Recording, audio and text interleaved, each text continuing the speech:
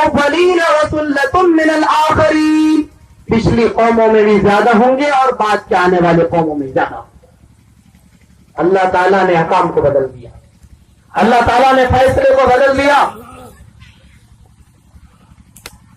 علی سرر موضونہ متکئین علیہا متقابلین یطوف علیہم ولدان مخلدون بأکواب واباریک وکأس من معین لا یصدعون عنہا ولا ينزفون وفاکہۃ مما یتخیرون ولحم طیر مما یشتہون وحور عین کأمثال اللؤلؤ المکنون جزاء بما كانوا یعملون۔ وہ تخت کے اوپر، سونے سے بنے ہوئے تخت کے اوپر، چارپائی کے اوپر ٹیک لگائے ہوئے ہوں گے، ایک دوسرے کو دیکھ رہے ہوں گے۔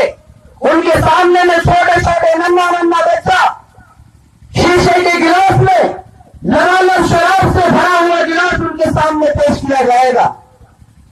لا یصدعون عنہا ولا ينزفون، اس شراب کو وہ پیے گا جس کے پینے کی وجہ سے نہ سر میں چکر آئے گا، نہ دل میں گھبراہٹ پیدا ہوگی، کسی طرح کی کوئی بے چینی نہیں ہوگی۔ وفاکہۃ مما یتخیرون، اور بے شمار میوے آپ کے لیے جمع کیا جائے گا۔ آپ سوئے ہوئے ہیں، آپ نے دل کے اندر سوچا کاش کہ میرے سامنے سیب آتا تو آپ کو بیٹھنے کی ضرورت نہیں پڑے گی، آپ سوئے ہوئے ہیں، سو کر کے سیب کو توڑ لیجیے اور کھا لیجیے۔ آپ بیٹھے ہوئے ہیں، آپ کی دل کے اندر خواہش آئی کہ کاش کہ میرے سامنے بھی انگور کا گچھا آتا تو آپ بیٹھے رہیں گے، وہ گچھا آپ کے سامنے موجود ہو جائے گا، آپ کو کھڑے ہو کے توڑنے کی ضرورت نہیں پڑے گی۔ وفاکہۃ مما یتخیرون ولحم طیر مما یشتہون، پرندوں کے گوشت آپ کے سامنے لائے جائیں گے، جس پرندے کا گوشت آپ کھانا چاہیں گے وہ آپ کے سامنے بھون کر کے تیار رہے گا۔ پرندے کا گوشت بہت لذیذ ہوتا ہے، آپ اس کو کھائیں گے۔ وحور عین کامثال اللؤلؤ المکنون، بڑی بڑی آنکھوں والی حوروں سے آپ کی شادی کر دی جائے گی، اور وہ کیسے ہوگی دیکھنے میں؟ وہ زبرجد کی طرح، یاقوت اور موتی کی طرح وہ چمکتی ہوئی ہوگی، خوبصورت اتنی ہوگی کہ 40 جوڑے اس کے جسم کے اوپر ہوگا، اور وہ پانی پیے گی تو پانی جو اندر جائے گا نس کا، وہ نس بھی اس کا دکھائی دے گا اور پانی جاتے ہوئے بھی نظر آئے گا، اتنی خوبصورت ہوگی وہ۔ وحور عین کامثال اللؤلؤ المکنون جزاء بما كانوا یعملون، یہ سارے انعامات جو اللہ تبارک تعالیٰ عطا فرمائیں گے یہ کس وجہ سے دیں گے؟ اس کی وجہ ہوگی آپ کے اچھے اعمال، آپ کے اچھے اعمال۔ جزاء بما كانوا یعملون، یہ بدلہ ہوگا ان چیزوں کا جو دنیا میں آپ اچھے اعمال کرتے تھے، دنیا میں جو اچھے اعمال کرتے تھے یہ بدلہ ہوگا۔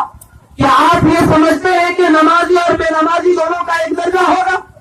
کیا آپ یہ سمجھتے ہیں کہ بے ایمان اور ایماندار دونوں کا ایک درجہ ہوگا؟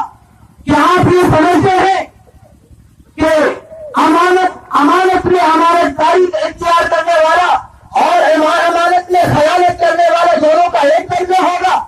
نہیں، اللہ کے پاس دونوں کا الگ الگ درجہ ہے، اللہ کے پاس دونوں کا الگ الگ درجہ ہے۔